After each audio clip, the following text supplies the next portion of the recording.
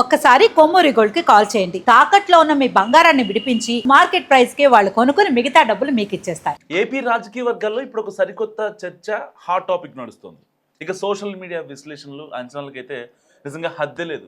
సంబంధం ఉన్నవాళ్ళు, లేని వాళ్ళు, కాస్తంత పొలిటికల్ ఇంట్రెస్ట్ ఉన్నవాళ్ళు ఇద్దరు కలిసినా ఇప్పుడు సంధించుకుంటున్న ప్రశ్న ఒక్కటే.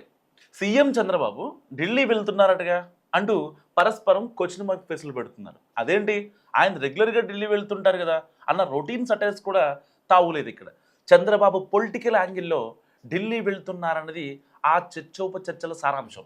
ఆయనకు ఢిల్లీ స్థాయిలో ఏదో పెద్ద పదవి రాబోతుందని, దానికి సంబంధించి కేంద్ర స్థాయిలో మంతనాలు జరుగుతున్నట్టు కూడా చెప్పుకుంటున్నారు. అయితే ఇక్కడ అది అసలు మ్యాటర్ కాదు.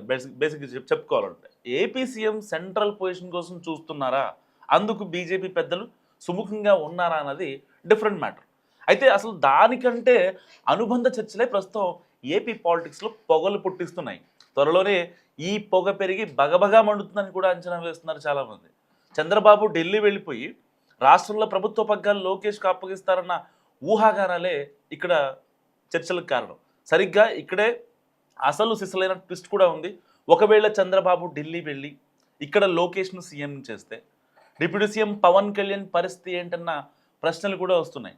సో ఇదే పాయింట్ మీద వైసీపీ కూడా గేమ్ స్టార్ట్ చేసింది.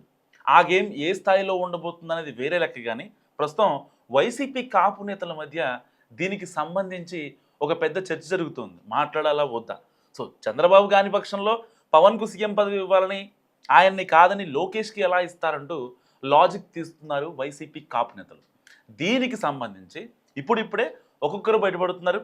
ఇప్పుడు అనుకుంటున్న ఊహాగానాలు అన్నీ నిజమై ఒకవేళ లోకేష్ని కనుక సీఎం చేస్తే మనోడికి అన్యాయం జరిగిందంటూ కాపు సామాజిక వర్గంలో పెద్ద ఎత్తున చర్చ పెట్టి పరిస్థితిని తమకు అనుకూలంగా మార్చుకోవాలన్న అభిప్రాయంతో వైసీపీ కాపు నేతలు ఉన్నారు. ఇన్నేళ్లలో ఎప్పుడూ లేదు, ఇప్పుడు పరిస్థితులు కాస్త అనుకూలంగా ఉన్నాయి. సో అందుకే పవన్ కళ్యాణ్ ముఖ్యమంత్రి అవ్వాలంటూ ఆల్రెడీ కొందరు కాపు నాయకులు, వైసీపీ సంబంధించిన కాపు నాయకులు స్టేట్మెంట్ ఇచ్చారు. అండ్ వైసీపీ నుంచి బొత్స సత్యనారాయణ, తోట త్రిమూర్తులు లాంటి నేతలు చిట్ చాట్స్లో దీనికి సంబంధించి బయటపడుతున్నారట. సో పవన్ సీఎం కావాలన్నది కాపు సామాజిక వర్గం చిరకాల కోరికని వైసీపీలోని కాపు నేతలు సైతం అంటున్నారు. మరి ఇప్పుడు ఒకరిద్దరు బయటపడుతున్నా ముందు ముందు మిగతా వాళ్ళు కూడా తమ అభిప్రాయం చెప్పవచ్చని అంటున్నారు. సో చంద్రబాబు సీఎంగా కొనసాగితే ఏ గొడవ లేదు. అలా కాకుండా జరుగుతున్న ప్రచారం ప్రకారం మార్పులు ఉంటే మాత్రం పవన్ సీఎం సీట్లో ఉండాలన్నది కాపు నేతల వాయిస్.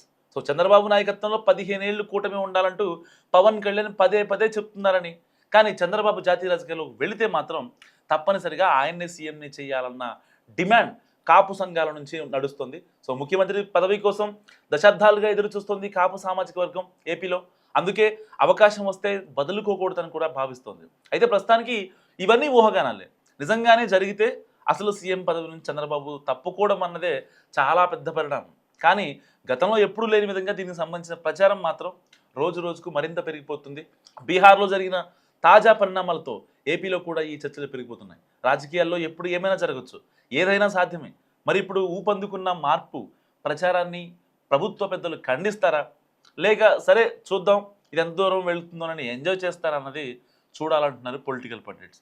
ఒకవేళ చంద్రబాబు జాతీయ రాజకీయాల్లోకి వెళితే లోకేష్ సీఎం అవ్వాలా, పవన్ కళ్యాణ్ సీఎం అవ్వాలా? మీరేమనుకుంటున్నారు? మస్ట్ కామెంట్ చేయండి.